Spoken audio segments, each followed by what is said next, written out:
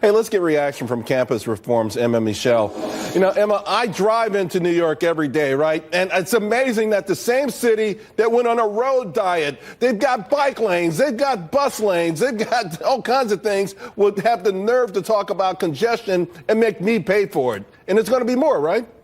Absolutely. And let's be clear here. This is not about congestion. This is about control, because the Democrats and the Democratic government of New York City want to have control over people's lives in every way possible. And they do that through taxation, whether it's taxing people for things they buy or things they sell or things they own. We know that they want to have a hand in every aspect of our lives. And this is really just a chance for Democrats to continue to bring in revenue for a bloated government. That's the point here, isn't it? That they've taxed almost everything that moves. Ronald Reagan made a comment about that, years ago, about taxing everything that moves. And now they're actually taxing people who are coming into the city to work for the most part or to shop. They're punishing them for that.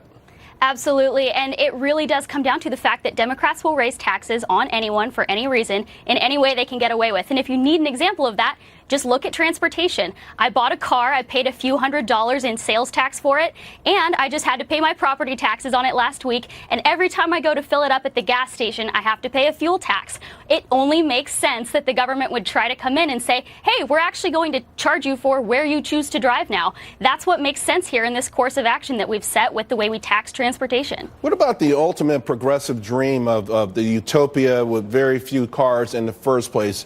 A lot of these cities around the world, and certainly many in America, I talked about the road diet, have gone to the point where they would like to have a city where everyone's on a bicycle or a scooter.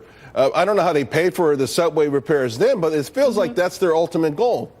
Absolutely. Well, my home city of Portland, Oregon has certainly tried this. We have massive gridlock there, and they keep building bike lanes and more public transportation, which is really not fixing the issue. And it's kind of ironic because Peter DeFazio, who's one of our congressmen, is currently pushing for a miles driven tax that taxes drivers for every single mile they drive, including ones where they sit in traffic in gridlock that they did not create. And it's just so ironic that the government is trying to, put a label on this taxation of green and environmental friendly. We know that they're just trying to tax people. This is what they've always done. This green label is just something that they're putting on it so that they can sell it to people better.